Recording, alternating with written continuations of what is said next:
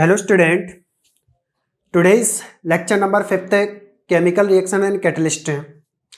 Previous lecture में मैंने types of chemical reactions आपको बताया था, जिसके अंदर केमिकल रिएक्शंस के टाइप अपन देख रहे थे। आज अपन देखेंगे next type of chemical reaction. Chemical reactions का नेक्स्ट टाइप को देखने से पहले अपन ये देखते हैं reactivity series. Reactivity series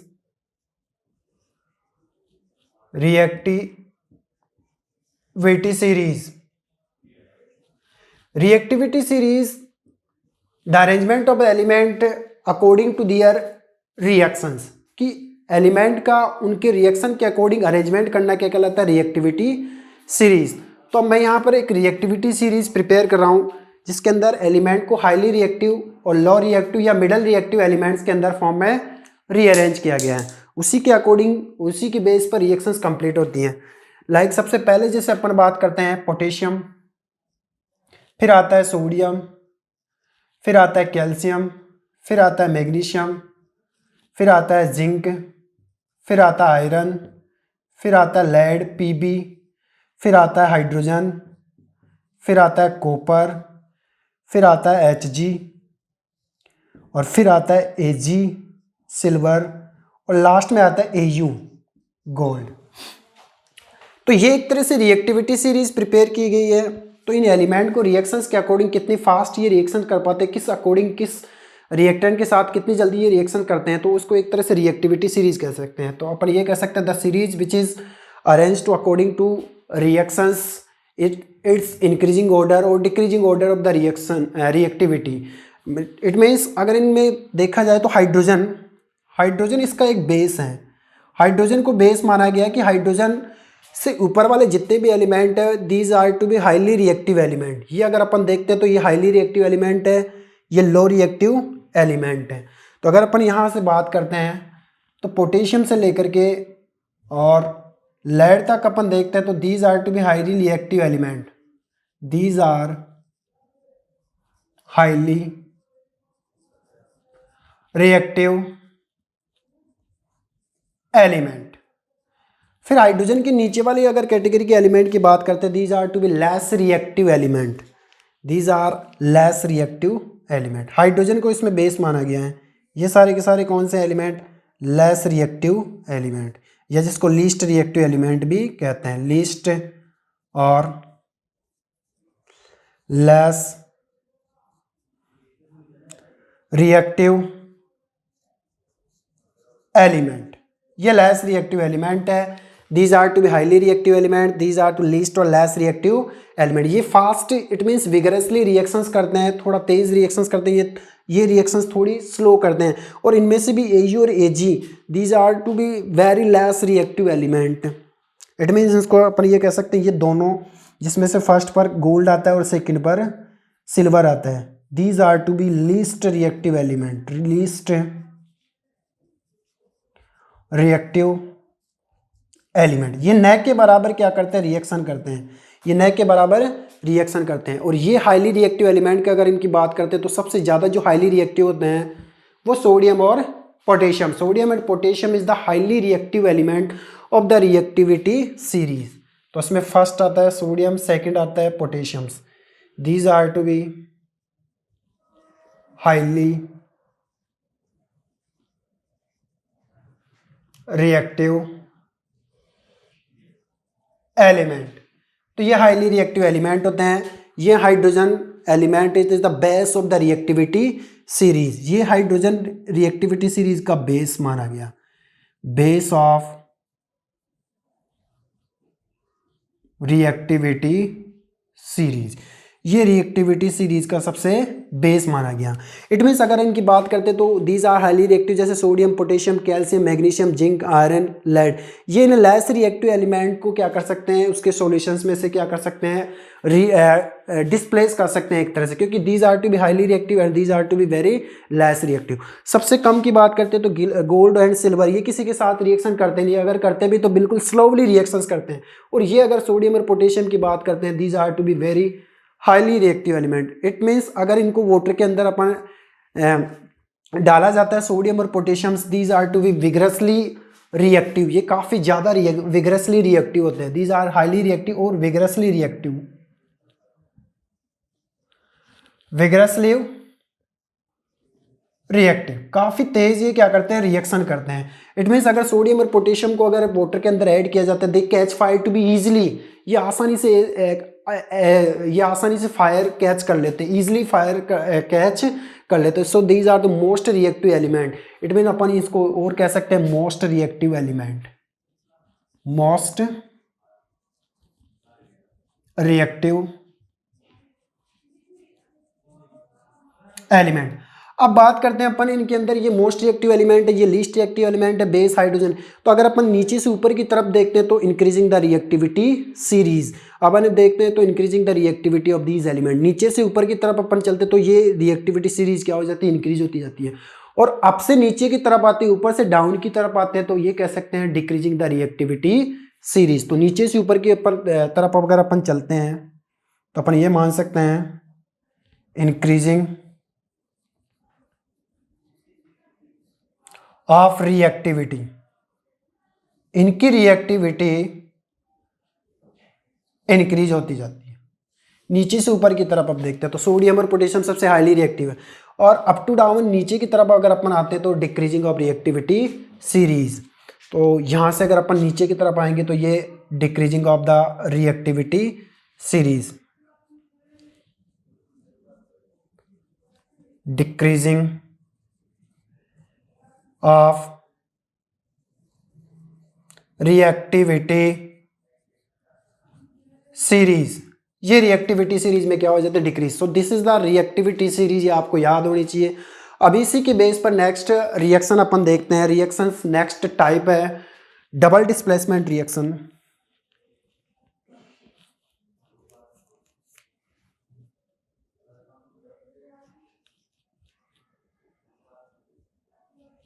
double displacement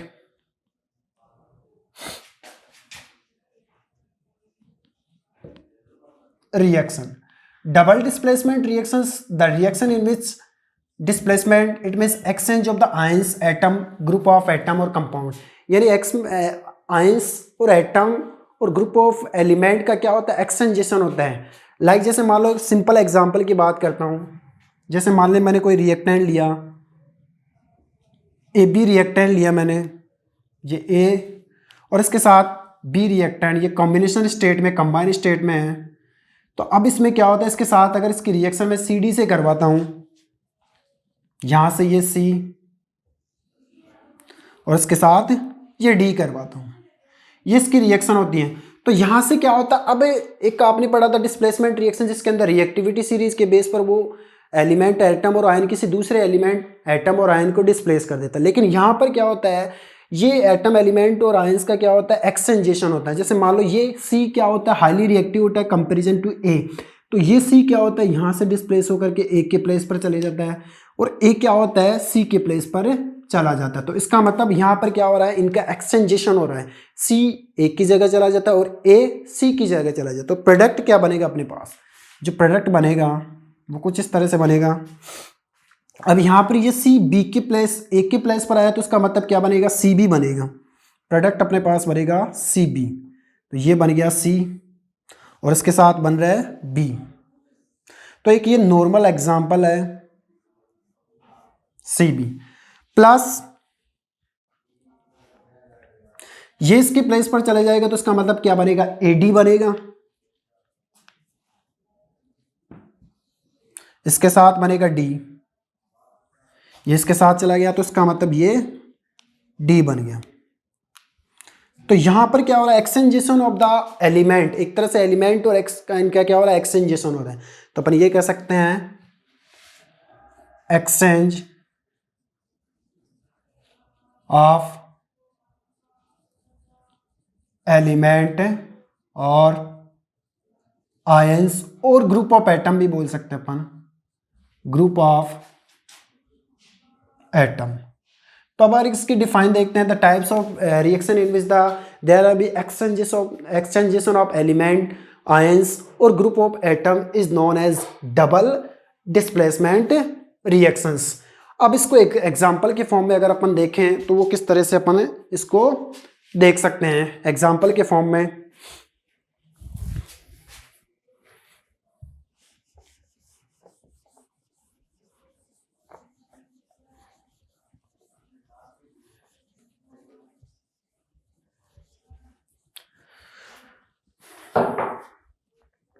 जैसे कॉपर सल्फेट की रिएक्शन अगर अपन देखें, इस कॉपर सल्फेट की रिएक्शन ये जैसे मान लो कैल्शियम हाइड्रोक्साइड से करवाना है, कैल्शियम हाइड्रोक्साइड CaOH का होल ट्वाइस। तो यहां पर क्या करते हैं अपन, एक तरह से डबल डिस्प्लेसमेंट रिएक्शन करते हैं। The types of reaction in which there are be exchangations of ions, atom और एलिमेंट या फिर ग्रुप ऑफ एटम। कैसे एक्सचेंजेशन होगा, आपको पता है इसकी वैलेंसी +2 होती है, इसकी -2। यहां पर ये इधर से आया तो उसका मतलब इसकी वैलेंसी +2 और यहां पर ये माइनस। अब यहां पर क्या होगा, एक्सचेंजेशन। अगर यहां पर कॉपर की बात करते हैं, कॉपर प्लस कैल्शियम, इन दोनों को अगर देखते हैं रिएक्टिविटी सीरीज में, तो कॉपर जो एलिमेंट है ये लेस रिएक्टिव एलिमेंट और कैल्शियम क्या हाईली रिएक्टिव एलिमेंट है। तो ये कैल्शियम क्या करेगा, इस कॉपर को इसके सॉल्यूशन से क्या कर देगा, डिस्प्लेस कर देगा और बनेगा क्या, कैल्शियम सल्फेट। और यहाँ पर ये कॉपर का एक्सचेंजेशन इस कैल्शियम के रिप्लेस पर हो जाएगा, इसलिए इसको बोलते हैं डबल डिस्प्लेसमेंट रिएक्शन। तो यहाँ पर देखो ये इसकी जगह ऐड हो जाएगा और यहाँ पर ये इधर चला जाएगा। तो इसका मतलब इसका जो प्रोडक्ट बनेगा अपने पास वो क्या बनेगा, प्रोडक्ट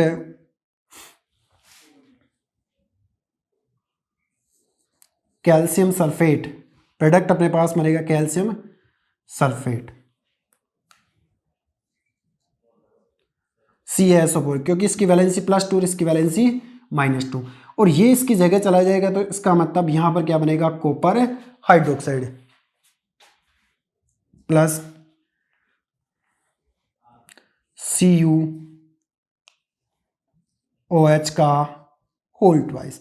ऐसे इसका क्या होता है, एक्सचेंजेशन होता है। इसका मतलब है यहाँ पर क्या हो रहा है, एक्सचेंजेशन हो रहा है। ये कॉपर, ये कैल्शियम इस कॉपर के प्लेस पर चला गया और ये कॉपर कैल्शियम के प्लेस पर चला गया। तो यहाँ पर क्या हो रहा है, notable exchangation of ions because there are be calcium is the highly reactive element to comparison than copper, so it displays the copper element from the solutions of copper sulfate and copper added with the hydroxide, it means form the copper hydroxide. So these are to be product of calcium sulfate.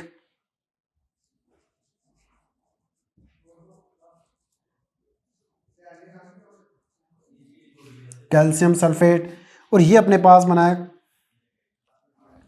Copper hydroxide.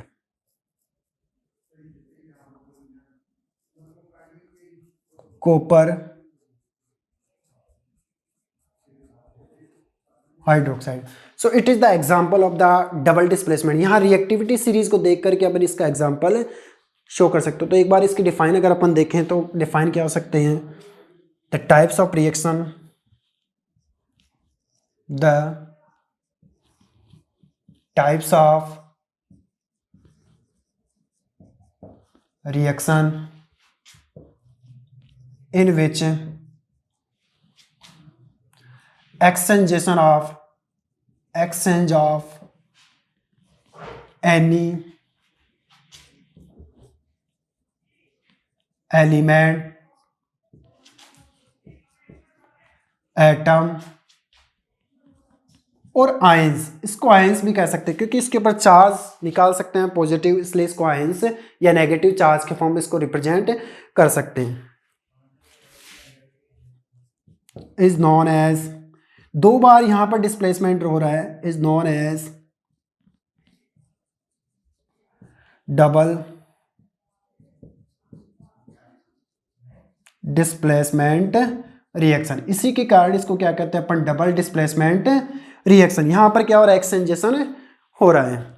So it is the example. यहां पर two times क्या हो रहा है, double displacement हो रहा है। एक बार तो यहां पर कैल्शियम का डिस्प्लेसमेंट हुआ और दूसरे टाइम में क्या हुआ, कॉपर का डिस्प्लेसमेंट हुआ। So it is known as double displacement reactions. तो एक बार इसको उतार लीजिए।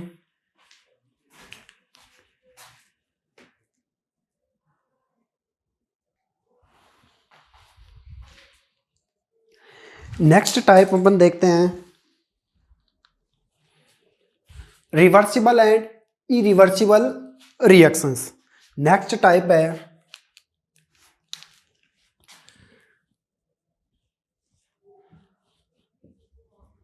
Reversible and irreversible reaction.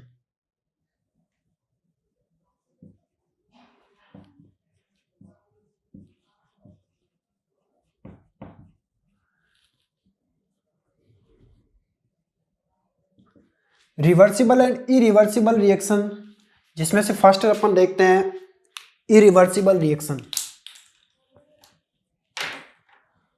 Irreversible reaction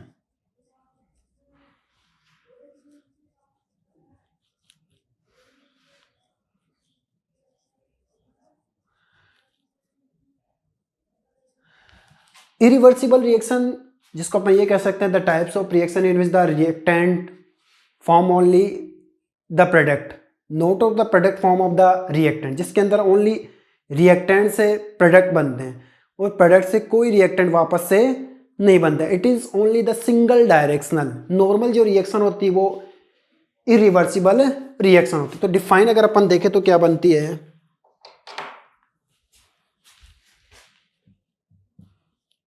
the types of reaction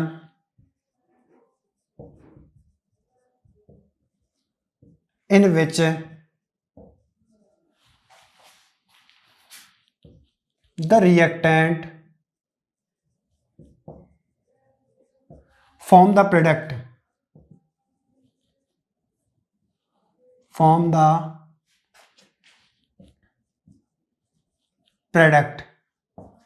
and product does not form up the reactant, product से वापस से reactant नहीं बनेगा and the product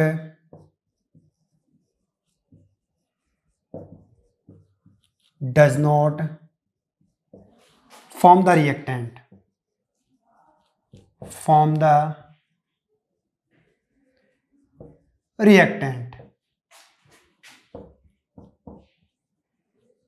is called irreversible reaction.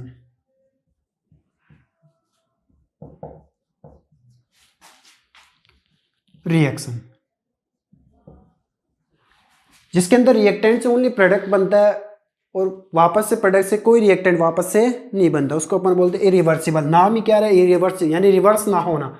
Like जैसे मान लो एग्जांपल की बात करता हूं मैं कि अगर अपन कोई ए प्लस बी प्रोडक्ट लेते हैं तो इन दोनों रिएक्टेंट से, ये दोनों रिएक्टेंट हैं, इनसे ओनली ए बी प्रोडक्ट बनेगा, इनसे ओनली ए बी प्रोडक्ट बनेगा।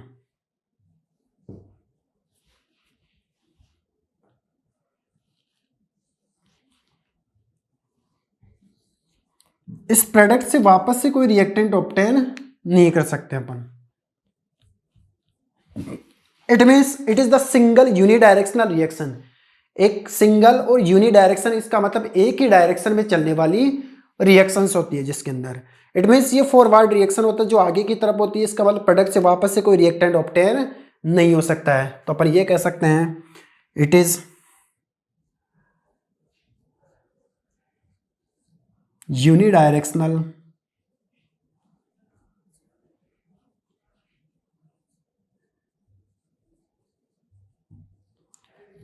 रिएक्शन। ये केवल यूनिडायरेक्शनल रिएक्शन होती है। फिर बात करते हैं कि रिएक्टेंट से प्रोडक्ट बनता है लेकिन प्रोडक्ट से वापस से रिएक्टेंट नहीं बनता है, केवल एक ही डायरेक्शन के अंदर ये चलती है। इसमें क्या होता है कि रिएक्टेंट से जब प्रोडक्ट बनता है तो इसका मतलब decreasing the concentration of the reactant and increasing the concentration of product, कि रिएक्टेंट की जो अमाउंट है उसकी कंसंट्रेशन तो क्या हो जाती है, डिक्रीज होते जाते हैं, और प्रोडक्ट की कंसंट्रेशन क्या हो जाती है, इंक्रीज होते जाती है। तो नेक्स्ट सिग्निफिकेंस इसका decreasing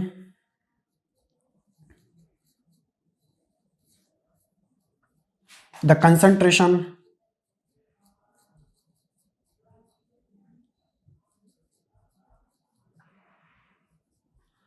of reactant and increasing the concentration of product. ये डिक्रीज होते जाते हैं और ये इंक्रीज हो जाते हैं। एंड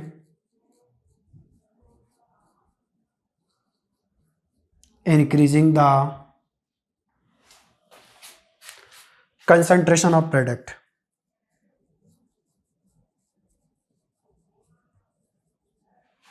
ऑफ प्रोडक्ट की कंसंट्रेशन क्या हो जाती है, इंक्रीज होती जाती है।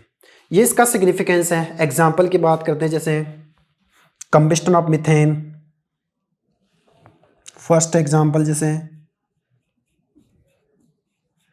कंबस्टन ऑफ मीथेन, मीथेन का combustion with the presence of oxygen, oxygen की प्रेजेंस के अंदर मीथेन का कंबस्टन। लाइक जैसे मान लो CH4, इसके रिएक्शन अपन ऑक्सीजन के साथ करवाते हैं तो बनता क्या प्रोडक्ट, CO2 प्लस H2। तो ये CO2 प्लस H2 से वापस से मीथेन और ऑक्सीजन ऑब्टेन नहीं कर सकते हैं। या फिर सेकंड एग्जांपल जैसे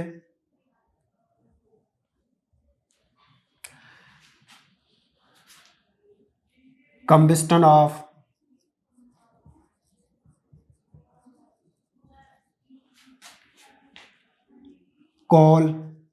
कोल का कंबस्टन कार्बन प्लस ऑक्सीजन दोनों मिलकर के कार्बन डाइऑक्साइड बनाएगी। या फिर जैसे मान लो combustion of magnesium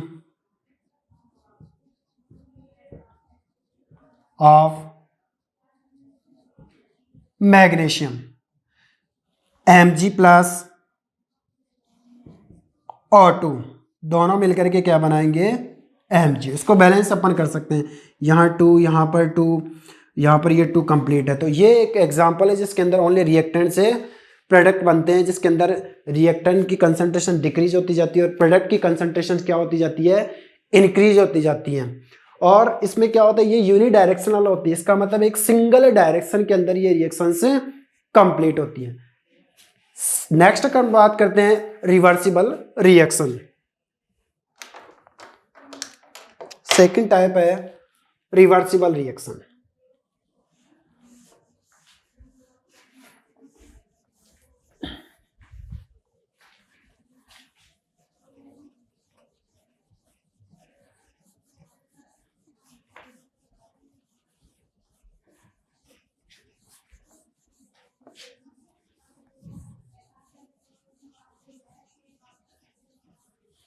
reversible reaction वो रिएक्शन होती है जिसके अंदर रिएक्टेंट से प्रोडक्ट बनते हैं, प्रोडक्ट से वापस से रिएक्टेंट अपन ऑब्टेन कर सकते हैं, वो रिवर्सिबल रिएक्शंस होती है।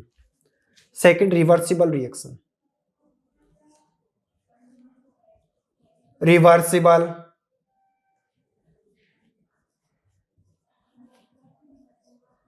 रिएक्शन। तो अगर इसकी डिफाइन की बात करते हैं तो डिफाइन क्या बनती है इसकी, the types of reaction, the types of reaction in which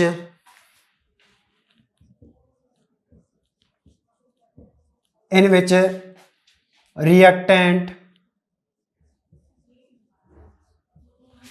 react and form the product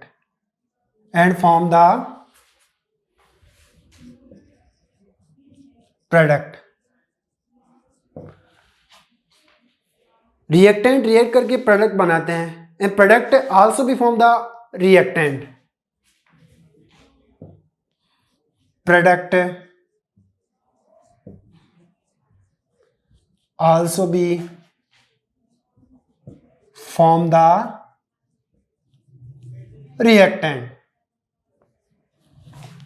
is called reversible reaction, is called reversible reaction, जिसको अपन कहते हैं रिवर्सिबल रिएक्शन, जिसके अंदर रिएक्टेंट से प्रोडक्ट बनेगा और प्रोडक्ट से वापस से रिएक्टेंट अपन ऑब्टेन कर सकते हैं। लाइक जैसे मान लो एग्जांपल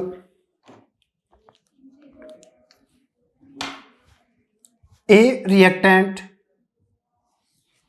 प्लस बी रिएक्टेंट, इन दोनों से अपन C reactant plus D reactant obtain कर सकते हैं। इसका मतलब ए प्लस बी से C plus D product obtain कर सकते हैं, सॉरी प्रोडक्ट, तो वापस से सी प्लस डी प्रोडक्ट से वापस से रिएक्टेंट ऑब्टेन कर सकते हैं। इसका मतलब इसमें जो होता है वो क्या होता है, डबल हाफ एरो की यूज की जाती है। किसका मतलब, रिएक्टेंट से प्रोडक्ट और प्रोडक्ट से वापस से रिएक्टेंट ऑब्टेन किया जाता है। ये डबल हाफ एरो की होती है। It is the two types of reaction. ये भी कितनी टाइप्स की होती है, टू टाइप्स ऑफ रिएक्शन। ये भी दो टाइप की होती है।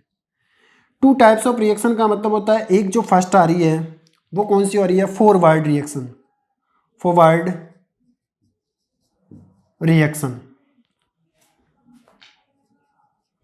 फॉरवर्ड रिएक्शंस वो रिएक्शन होती है जिसके अंदर रिएक्टेंट से प्रोडक्ट बनते हैं, और बैकवर्ड रिएक्शन वो होती है जिसमें प्रोडक्ट से वापस से रिएक्टेंट बनते हैं। Forward reaction, the reaction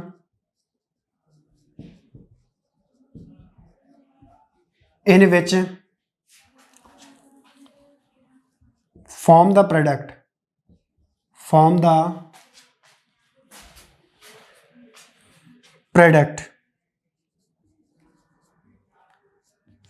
reactant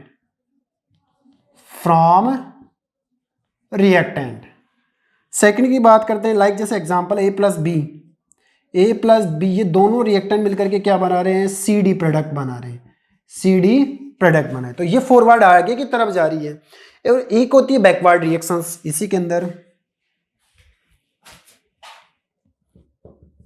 backward में क्या होता है, प्रोडक्ट वापस से क्या बना लेता है, reactant. The reaction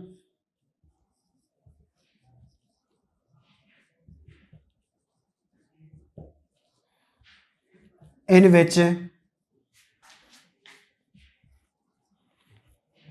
the product form reverse reactant.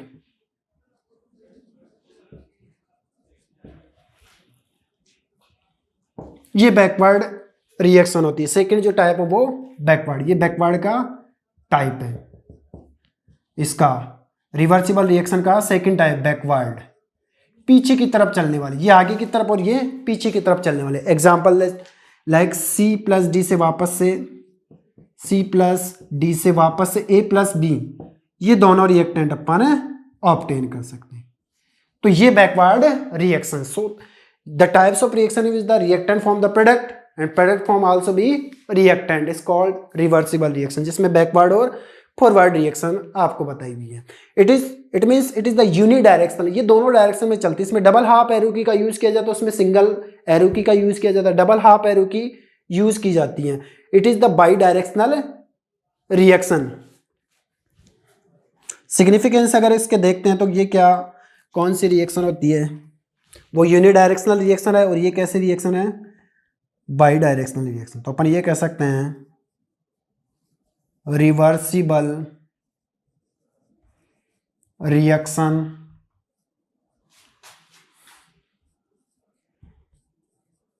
Is the by directional reaction.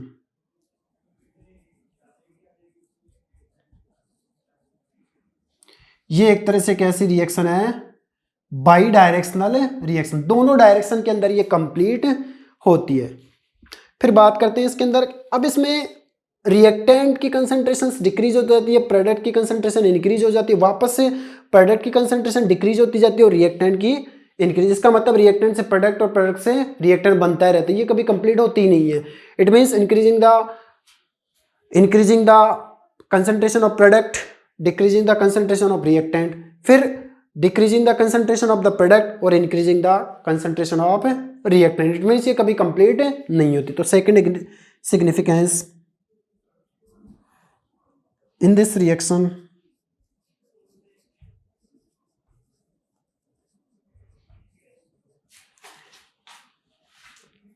decreasing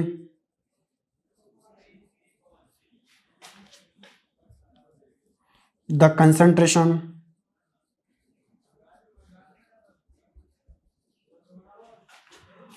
of reactant and increasing the concentration of product and increasing the concentration of product वापस से क्या होता है, reverse, decreasing the concentration of product की concentration decrease, और अब किसकी increase हो रही है, रिएक्टेंट की, and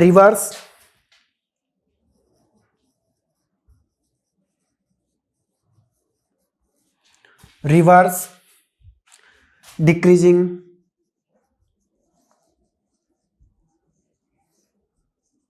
the concentration of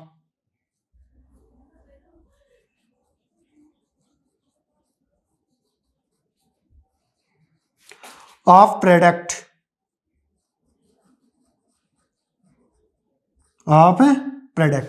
and increasing the concentration of reactant and increasing the concentration of reactant, the concentration of reactant। तो ये सारा सिस्टम इसके अंदर होता है। लास्ट इसकी एक कंडीशन है, it is use to be double half arrow की। इसके अंदर क्या किया जाता है, डबल हाफ एरो की का यूज किया जाता है। एग्जांपल जैसे ये नॉर्मल एग्जांपल बताया, जैसे मान लो एक एग्जांपल वैसे ले लेते हैं, एग्जांपल